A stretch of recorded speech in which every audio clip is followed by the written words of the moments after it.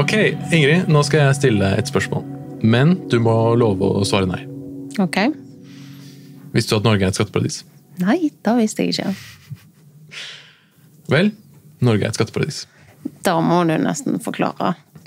Ja, altså Norge har jo en selskapsskatt, som de fleste andre land har, som for tiden ligger på 22%. Det har den gjort en liten stund. Da høres det ikke så veldig skatteparadisete ut. Nei, det kan du si. Men det er en type virksomhet som selskaper ikke trenger å betale selskapsskatt for.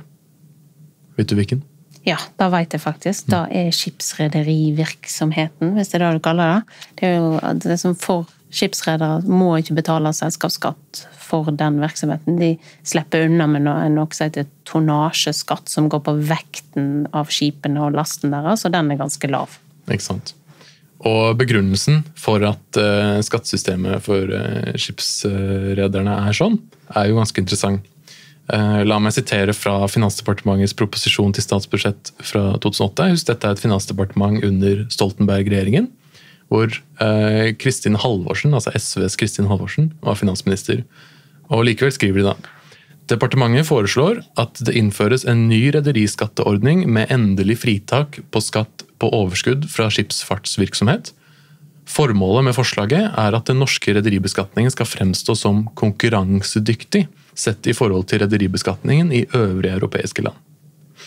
Så denne begrunnelsen, at det skal fremstå som konkurransedyktig i Europa, er jo veldig interessant, for konkurranse er jo et sånn sentralt begrep i forklaringen på hvorfor skatteparadis eksisterer. Altså det er et ønske om å tilby gunstigere skatteordninger enn andre land for å tiltrekke seg investeringer i såkalt kappløp mot bunnen. Ikke sant? Og dette eksempelet med at Norge for en sektor i hvert fall er et skatteparadis, illustrerer jo at skatteparadis er jo både mye mer utbredt enn vi tenker på til vanlig, og at det liksom kanskje gjelder en annen type land enn vi intuitivt tenker. Sant? En typisk misforståelse er jo at skatteparadis det er en liten tropisk øy langt vekk i Karibien eller Stillehavet. Sant? Og da er jeg jo selv skyldig da, når jeg underviser for mine studenter, så er jo liksom en åpningsslide, en sånn tegning av en liten karibisk øy, som noen løfter opp og dytter noen penger inn under. Sant? Og det er klassisk. Sant? Og det er jo lett å bruke den bildet, men her ser vi jo at Norge, som er langt unna, det regner ut i dag, langt unna et skatteparadis, som vi tenker et skatteparadis, men vi er der for en bestemt næring. Ikke sant? Og de største skatteparadisene, ikke sant? Litt av samme misforståelsen som du var inne på, ikke sant? Og vi tenker at karibiske øyer er typiske skatteparadis, så tenker vi også, ja, det må jo være de største skatteparadisene, ikke sant? Cayman og så videre. Og det er jo sant, mange av dem er på den lista, ganske høyt oppe. Og har vært de største. Ja, sant. Men på disse indeksene til Tax Justice Network, som måler grad av størrelse på skatteparadiser, Corporate Tax Haven Index og Financial Secrecy Index, så er det ofte land som er liksom vestlige industrialiserte, som Sveits, Irland, Storbritannia og Nederland for eksempel, da, som topper disse listene. Og da snakker vi jo så vidt om i forrige episode, for å introdusere denne episoden som kommer i dag, at USA er jo nå verdens største skatteparadis, og troner da øverst på Tax Justice Network sin Financial Secrecy Index.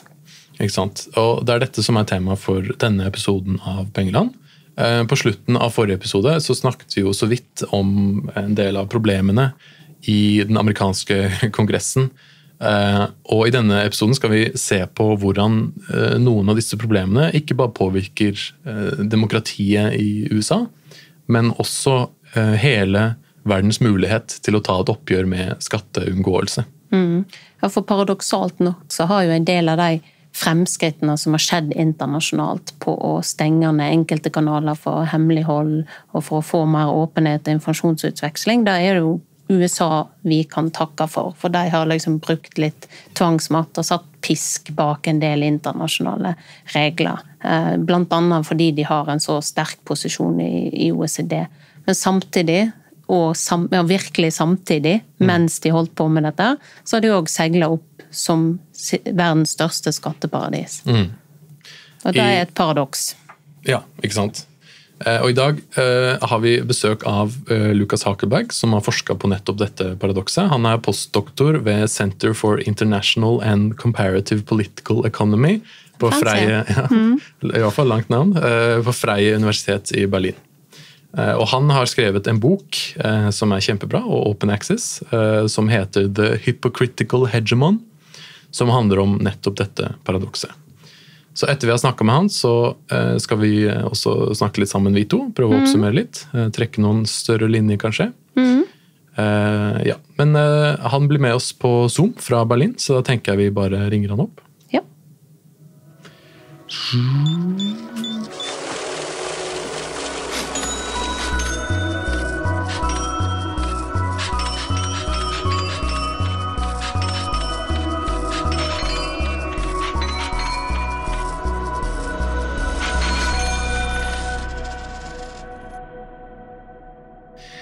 All right, now we're joined on Zoom by Lukas Hakelberg. Welcome.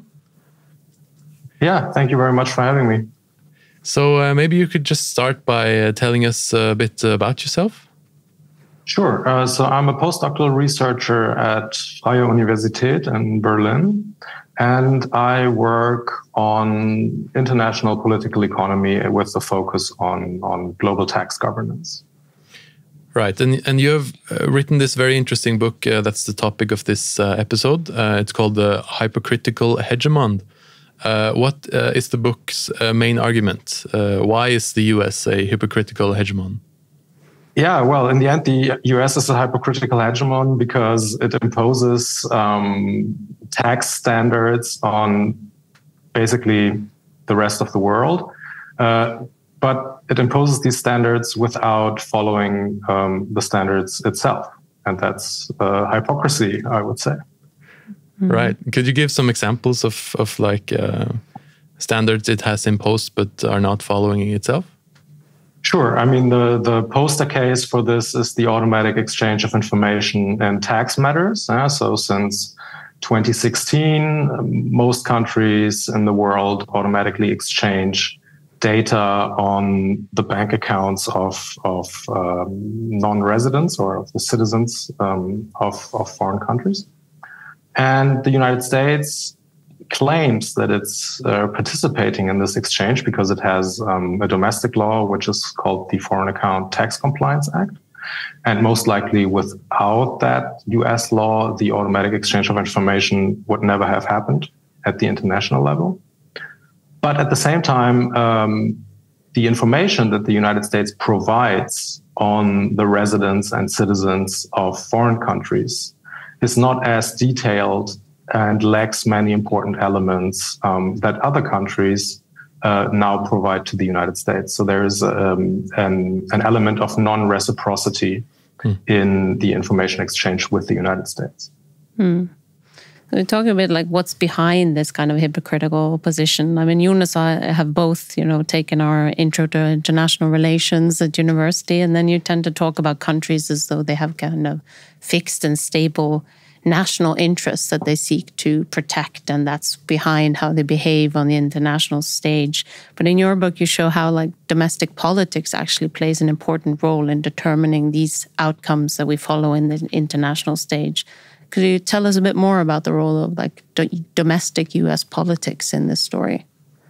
Sure. So in general, the United States has the ability to coerce other countries into following standards that it prefers because of its pretty unique market power and the regulatory capacity that it also musters. So the US Treasury can, for instance, restrict access to the US financial market. It can impose withholding taxes on payments to foreign companies or foreign banks. So the United States combines very massive market power with regulatory capacity, which distinguishes it from most other jurisdictions in the world. So the EU, for instance, has a huge financial market and also a very large customer market.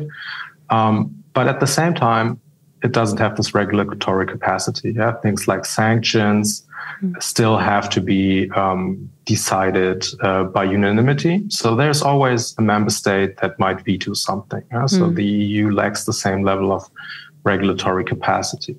The question, which I also tackle in the book, is, of course, when does the United States use this power to crack down on tax evasion and avoidance? And this depends on certain factors at the domestic level. For instance, which party is in government and what the proposed policy does to the interests of big business in the United States. Those are the two factors that I discuss in my book. Mm-hmm.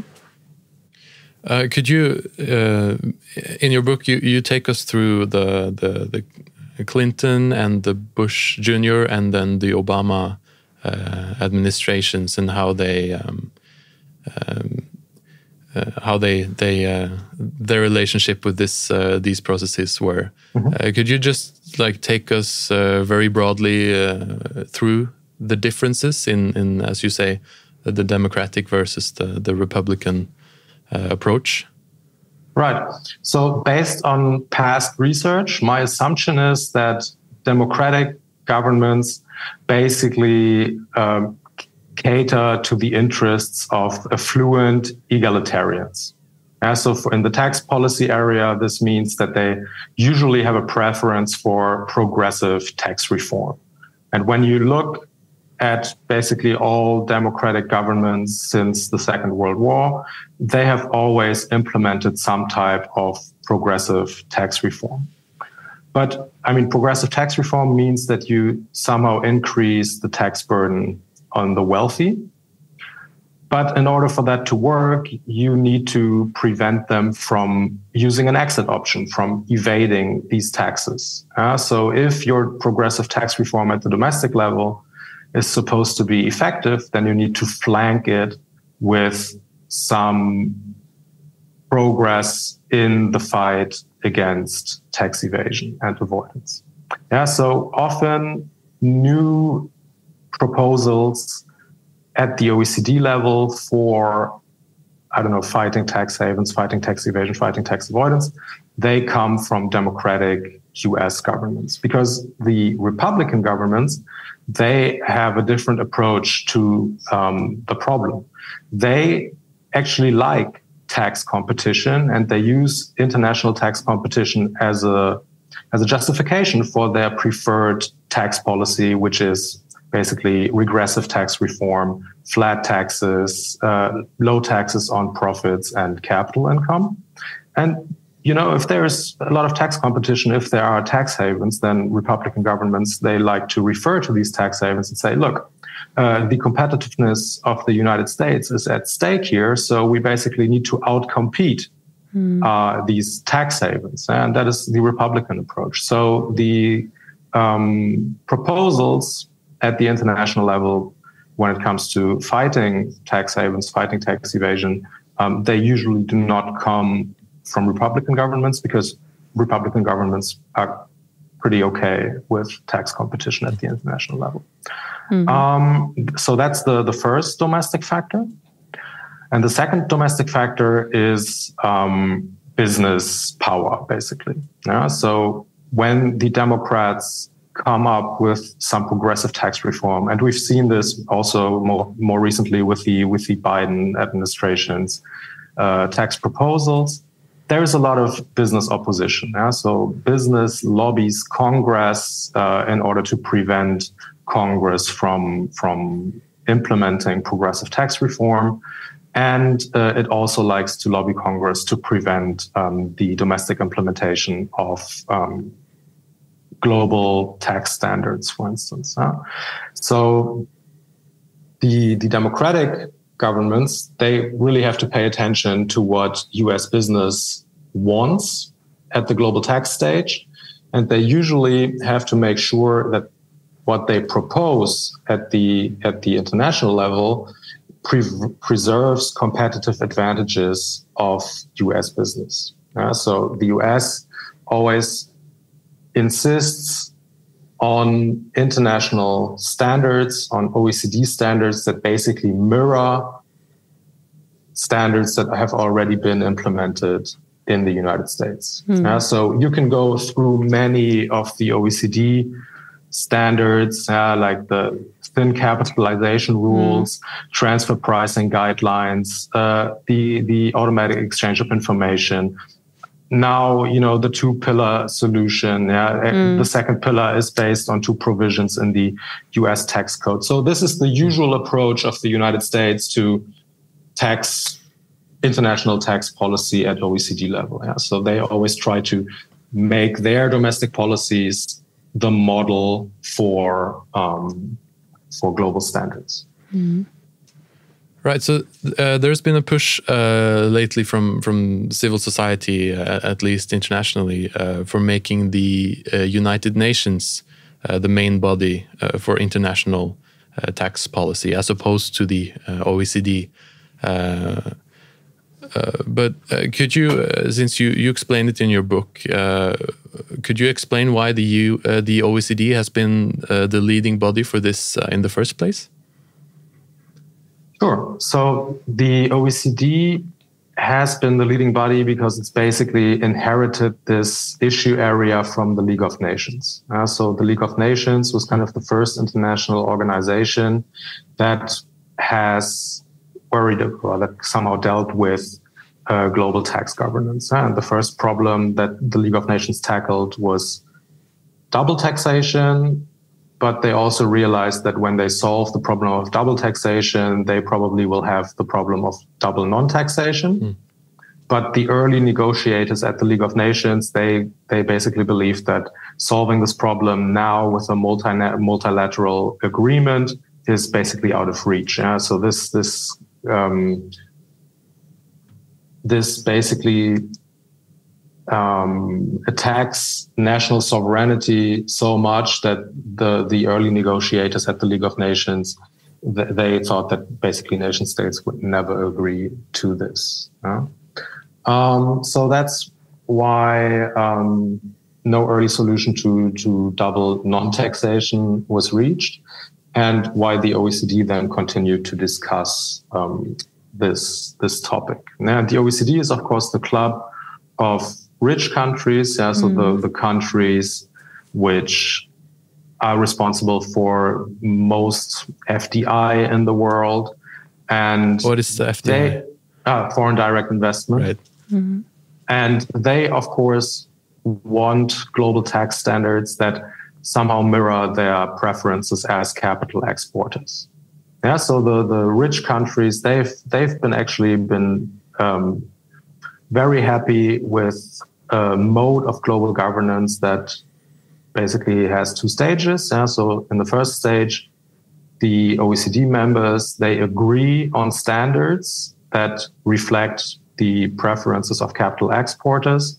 And then they implement these standards through bilateral tax treaties with capital importers. And in these bilateral negotiations, there is, of course, a huge power imbalance. So if you have like a rich capital exporting country negotiating with a poorer capital importing country, then the capital importing country is quite likely to go along with much of what the rich country is proposing, because the policymakers in the poorer country, well, they believe, and I guess this belief is justified, that they need to follow the standards proposed by the rich country in order to obtain foreign direct investment from that country.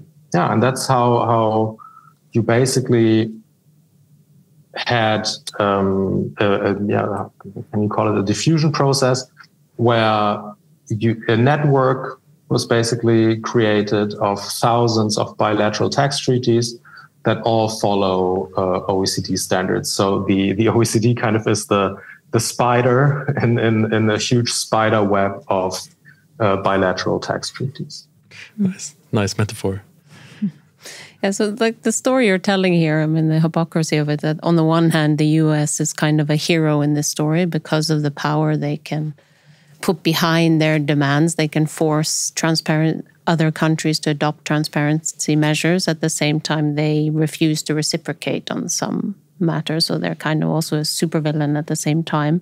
And as we see from the Financial Secrecy Index, the US is becoming a big tax haven, not just traditionally like inside the US that some businesses will move to Delaware, but they're attracting, they're attracting foreign financial flows, secret financial flows also from abroad. So how did it happen that the US ended up as an attractive? Is it just as a kind of coincidence that they didn't want to reciprocate, so they ended up offering secrecy that became increasingly attractive as the US was kind of closing down secrecy jurisdictions elsewhere? Or has it some kind of like policy that this is a kind of market share that we want, not just that we want our legit multinationals to be competitive, but we also want the market share of the kind of secrecy haven market, if we can call it that?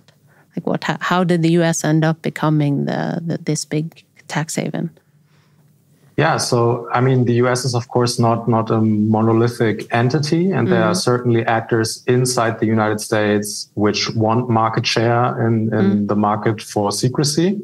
So you have providers of anonymous trusts in many states, like South Dakota, Wyoming, Nevada. Yeah, so there are many states where you have actors from within the financial industry which offer secrecy to foreign wealthy people. Yeah? And these actors definitely want a market share. The question, of course, is, does the government internalize these preferences, or does the government just realize that it won't be able to implement policy against the preferences of these actors? And that's very hard to say. Because if you interview people, this is like, you would really have to be able to look inside their heads. And I know, basically admitting that you're just doing what the financial industry wants is something that most people don't do. And admitting that you actually want to capture market share from foreign tax havens on which you've just cracked down is also something that most policymakers most likely won't admit to. Yeah. So yeah, there are of course people who then comment on what the US Treasury does, who believe that they know what's going on. But I don't know, in my interviews, like I haven't come to a definitive conclusion. Yeah, is it the US Treasury internalizing these preferences, or are they acting basically under pressure? Yeah? And that's probably different from policymaker to policymaker and from administration to administration. But the outcome is that the United States now has a larger market share in the market for secrecy than it used to have before the adoption of FATCA. And why is that? Because all other countries, they have to identify the beneficial owners of companies, but also trusts. And even with the latest regulations, the United States only obliges financial institutions to identify the beneficial owners of companies, but still not of all types of trusts. So if you want to remain anonymous as a beneficial owner of a trust, yes, you can work with a trustee in the United States. And there have been professionals from within the tax advisory industry that I've interviewed for the book who've already said back in 2014 that basically the way to go if you want to remain anonymous is the United States. And since then, other people have done similar research, similar interviews with professionals from the financial industry, and they still hear the same thing. So there is not only interview evidence that I've collected myself, but also interview evidence from other researchers that have studied similar topics since the publication of my book, who come to the same conclusion. And in addition to that, there's also some quantitative evidence that suggests that the value of foreign deposits in the United States has increased pretty massively in response to FATCA and the non-reciprocal elements within FATCA and, let's say, the larger automatic exchange of information regime. Mm-hmm. Yeah, so I wanted to follow up on a kind of related question to what we were talking about earlier about the interest in domestic politics, because the US is still, functionally a democracy. Yes, there's been some backsliding, but there's still fairly free and fair elections. And I would imagine that the interests of most folks in the US is not in this type of tax system domestically and internationally. And you see even among Republican voters, they are in favor of more progressive taxation of wealth, etc. But why isn't there an electoral majority that is able to secure more progressive tax policies? You have this book, this kind of model of politics that isn't. If you could walk us through that, what is the logic behind these regressive versus progressive tax politics? Sure. So, this question, why is the U.S. democracy not producing more redistribution in response to increasing inequality?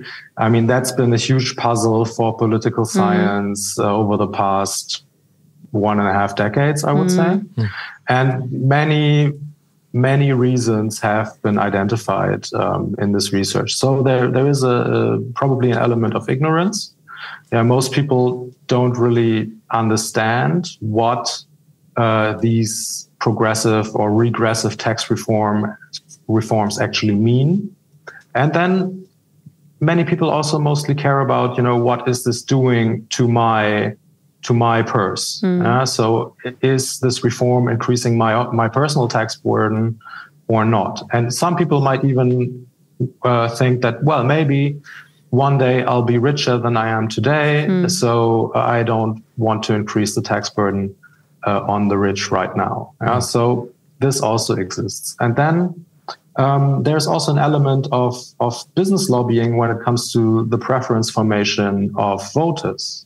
So there are a lot of ideas about progressive tax policy, that's kind of poison to the economy, that a higher inheritance tax kind of threatens family farms, these types of things, which become popular with many people who would personally never be affected by an increase in the inheritance tax. So there's also business lobbying that is not directed at policymakers, but business lobbying that is directed at popular opinion.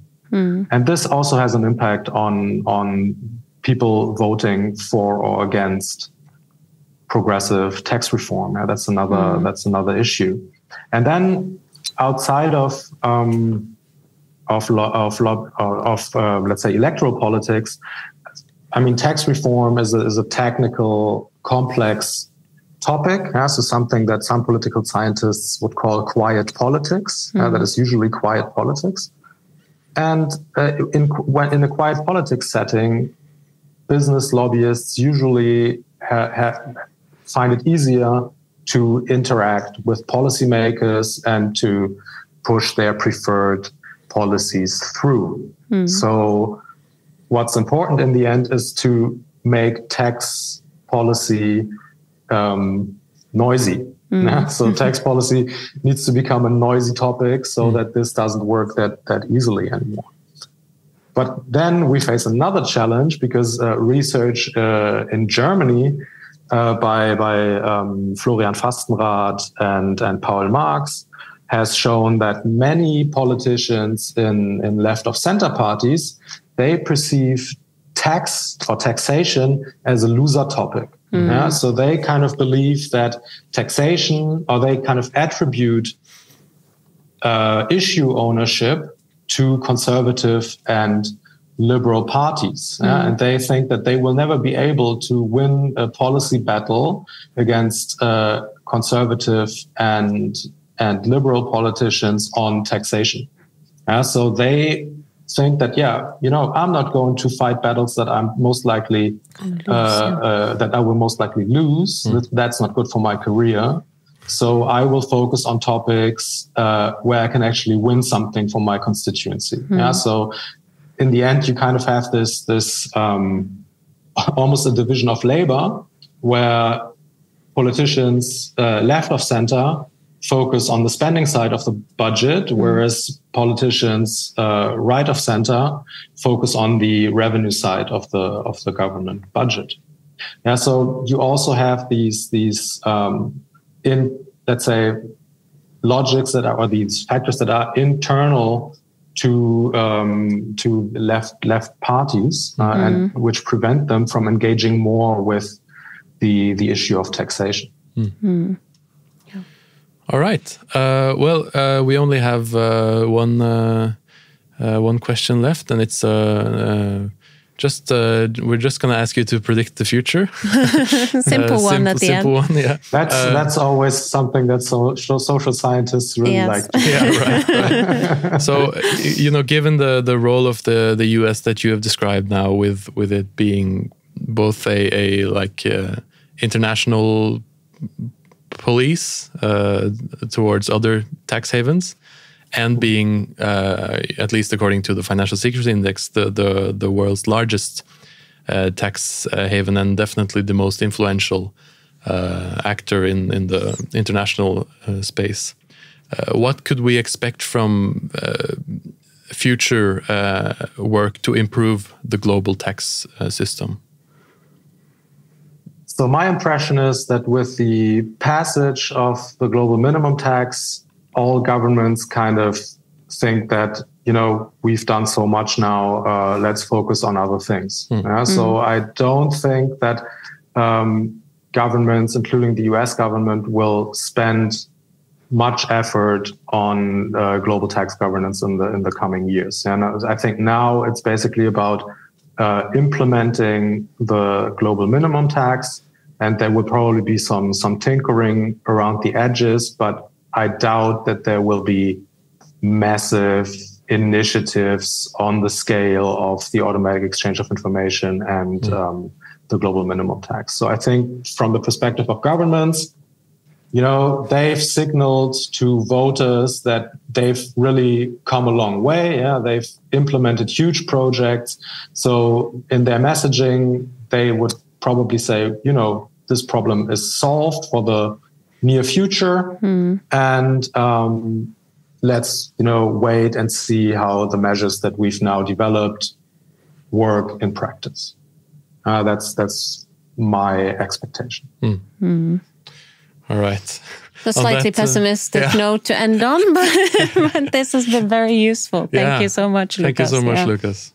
Yeah, thank you for giving me the opportunity to discuss these topics. That's of course something that I do regularly with my students as well, and I always like to talk about this, of course. Yeah, but it's also very helpful for us on the tax justice messaging now. Then you don't have like Caymans or the Bahamas on the top of this secrecy index. You need to kind of like explain. It's not as easy for the public or even politicians or like regular people that you're trying to reach to understand that the US is a tax haven. So having us was a very nice walkthrough of like the dynamics here. Yeah, I'm also very like after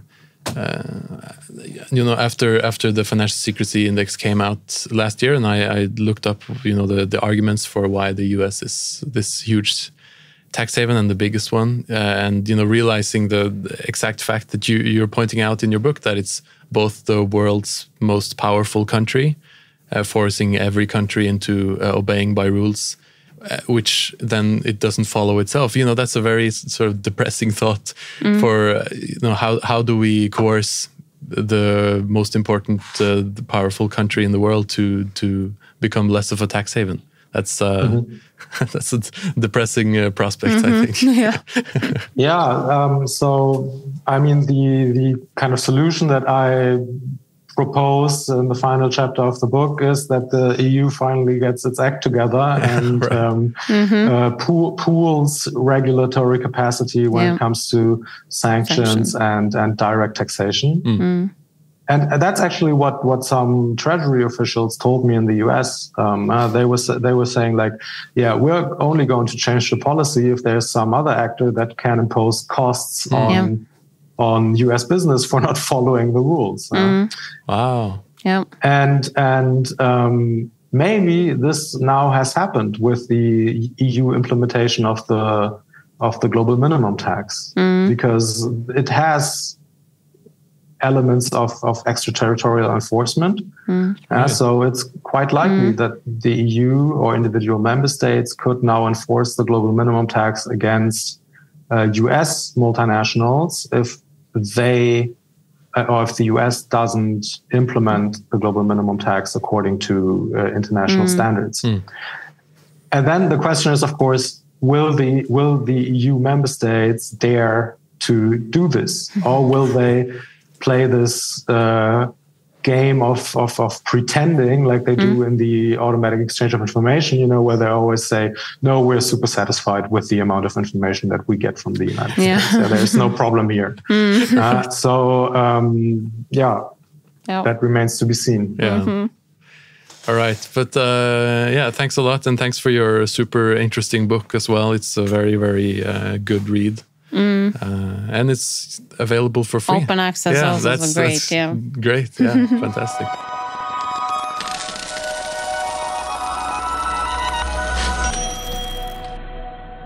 Det var en veldig spennende samtale med Lukas. Ja, det var det. Ja. Det var veldig for det er jo det rare med hvordan vi skal tenke rundt USA som skatteparadis. Jeg tenker klassisk på disse her små øyene i Stillehavet. Og så likte jeg også veldig godt av poenget som jeg ofte glemmer med at skatt som stiller politikk.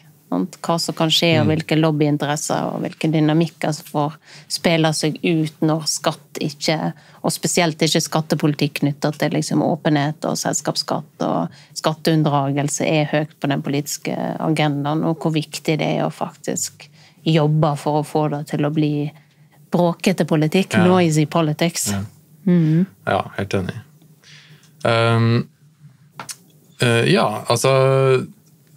Han snakket jo mye om, Lukas snakket mye om FATCA, denne Foreign Account Tax Compliance Act, som ble vedtatt i kongressen i 2010 i USA. Og som en sånn der sentral forklaring, den står også veldig sentralt i boka hans, for hvordan USA både er verdensledende i arbeidet mot skatteparadis, samtidig som de er et stort og verdens største skatteparadis, ifølge Tax Justice Network.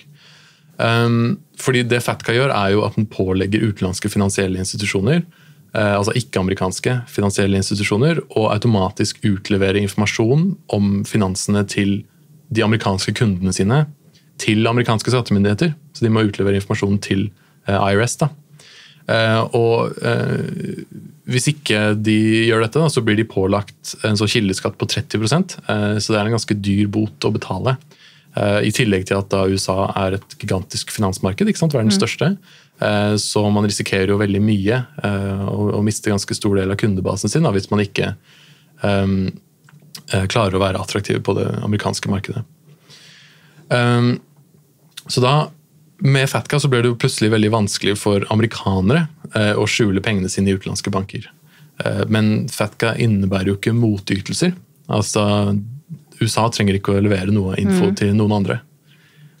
Og da i kjølvannet av FATCA så kom jo da OECD sine egne informasjonsutvekslingssystem som heter Common Reporting Standards, og som Lukas sa så er det jo, USA har jo en praksis med å få de internasjonale standardene til å bare være utgave av de standardene de allerede har innført i USA, og det er jo privilegiet til mektige land at de kan på en måte laste opp sine regulatoriske standarder og la de bli internasjonale standarder. Det er jo liksom et konkurransefortrinn, da kjenner de allerede det systemet, og så er det billig for de.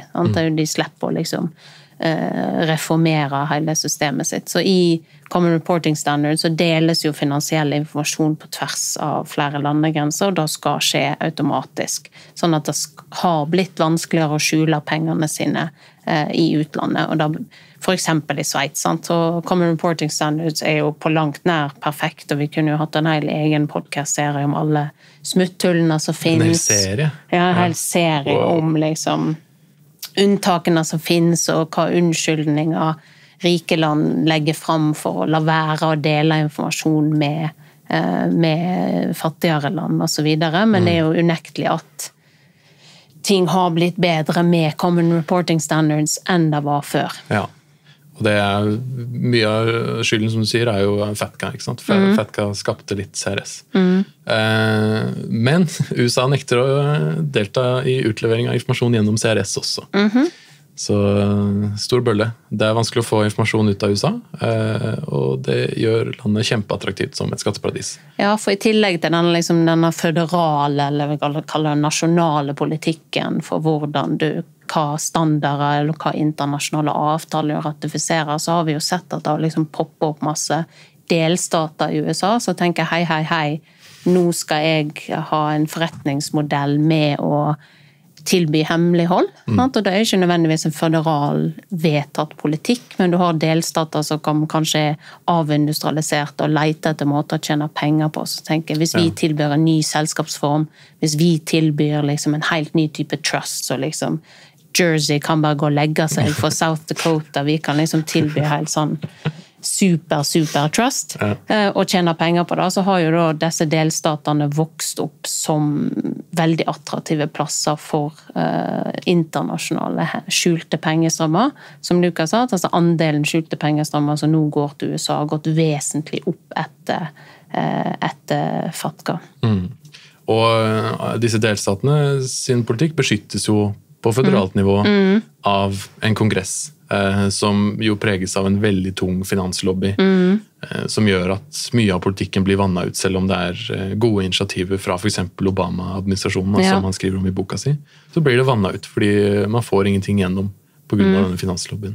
Så det jo på en måte ikke så rart at USA blitt verdens største skatteparadis, for det jo makt og rår på den internasjonale nivå. Altså det jo sånn 101 intro til internasjonal politikk. Altså de mektige landene gjør som de vil, og de svake landene aksepterer det de må. Sant? Og så det jo organisasjoner som Tax Justice og sivilsamfunn og forsøker på en regelstyrt orden som forsøker å jobbe imot den underliggende trekkene med at makt og rår. USA verdens største økonomi, og selv om de taper litt på handel med Kina nå, at Kina nå blitt verdens fabrikk, så jo USA fortsatt verdens finansmarked, og dollaren og amerikanske banker og finanssystem helt sentrale, så hvis du landet som har evnen til å sanksjonere det, til å stenge ned utenlandske banker i praksis, så får du jo gjøre som du vil. Ikke sant? Så det jo ikke helt intuitivt i utgangspunktet, ikke sant? At USA verdens største skatteparadis, men det gir jo veldig mening med det Lukas har snakket om, og det vi har snakket om nå. Ikke sant? Det jo, når man sier det sånn, så det ikke så rart. Nei. Sånn, når de så mektige, selvfølgelig blir det et stort skatteparadis også. Ja. Men det var vel det vi rakk i denne episoden av Pengeland. I dag så har vi jo snakket mye om automatisk informasjonsutveksling, FATCA og CRS. Og forrige episode så snakket vi jo snakket en del om aksjonærregisteret, og det som skal fikses på det, men vi snakket også om register for reelle rettighetshavere. Og disse to tiltakene, altså automatisk informasjonsutveksling og registeret for reelle rettighetshavere, jo A-en og B-en i Tax Justice Network sin ABCs of Tax Justice, altså Automatic Exchange of Information. Det A-en. Beneficial Ownership Registries. Det B-en. Ja, veldig bra. Og hva C-en da? C-en må jo da være country by country reporting. Yes, land for land rapportering. Så da det jo naturlig at neste episode handler om eller, tenker jeg. Bra. Så det var en liten tease til neste episode, men det var det vi rakk for denne episoden av Pengeland. Det en podcast produsert av og for Tax Justice Norge. Lyd, musikk og video produsert av Kristoffer Lislegård. Gjesten i dagens episode var Lukas Hakelberg fra Freie Universität Berlin. Og i studio i dag, det var du, Ingrid Hjertaker fra Høgskolen Innlandet, og meg, Jonas Veland fra Tax Justice Norge. Og så må du jo lytte til Pengeland der du hører podcast, eller så kan du også se det på YouTube.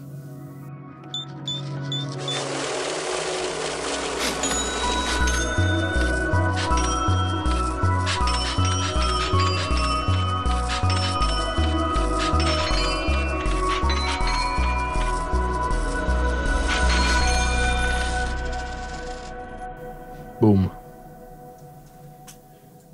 Ja, på gjenhør og gjensyn.